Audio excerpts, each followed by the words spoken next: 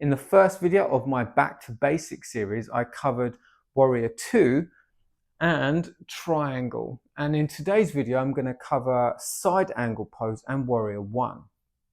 We'll start in Side Angle because the foot position is a continuation of Warrior 2 and Triangle. So if you've just done your Warrior 2, you've just done your Triangle, you can now flow quite seamlessly into your Side Angle. I'm going to bend my left knee, and there's various ways you can do this. So bend your left knee and just rest your arm, the area below the elbow, on the area above the knee. The reason I like this because it encourages me to push my knee forward and out gently. And then I just lift, lean back and reach with my arm, or reach up. There's no right or wrong, just there. And then just bring your hand back to your hip and then lift up. Breathe in. And as you breathe out, go again. And if you're feeling really comfortable, you can even take your hand to the inside or the outside of the foot and do the same pose. But if you're fairly new, I would start here and reach. And I'm reaching with my armpit. Look at the difference between this and that. Now I feel it there. And I want to resist gravity by turning away. There we go. Breathe in and breathe out. And then just ease off. Let's do the same pose on the other side. Right foot 12 o'clock, back foot 10 o'clock or 11 o'clock. There's no right or wrong. I'm going to use my arm to push my knee forward there and then just lean back. Lean back. There we go. You can stay here if that's enough, working on the intricate muscles of your feet, by really engaging them, really creating space between your toes. You can reach up or you can reach in front. And as I showed you on the other side, look at the difference between just lifting my arm and then really stretching there.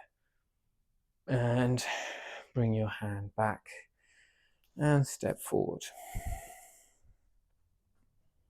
Shake things off as always.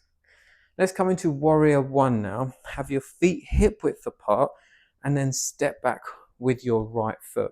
So in the last three poses, we turned out, but this time round we are turned in slightly. Stretch all 5 toes, back leg straight, front knee bent. So just look at the alignment there. Most importantly, I'd like you to look at my core. Look at this, there, and look at this.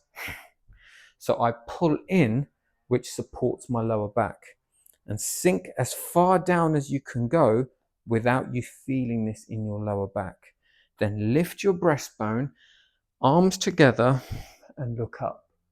You might just be here, and that is absolutely fine. You do whatever you need to do that's going to get you to the eventual pose.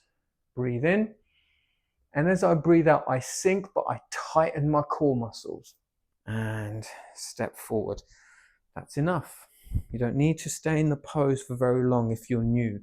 You just want to introduce the stimulus to your brain, come out of the pose, and then repeat it for as many repetitions as you'd like.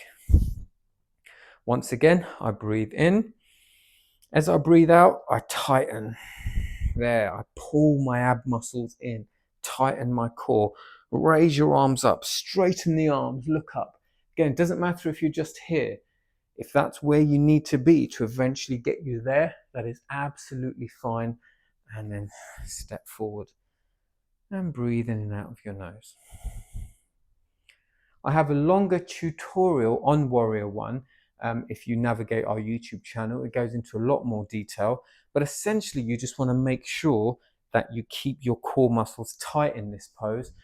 If you do, it feels great. I'd like you to do 3 things for me. The first thing I'd like you to do is to try and integrate these with video 1. That will mean doing Warrior 2, Triangle, the Side Angle pose, and then Warrior 1. Do them individually and try to hold each pose for about 30 seconds, eventually building up to 60 seconds.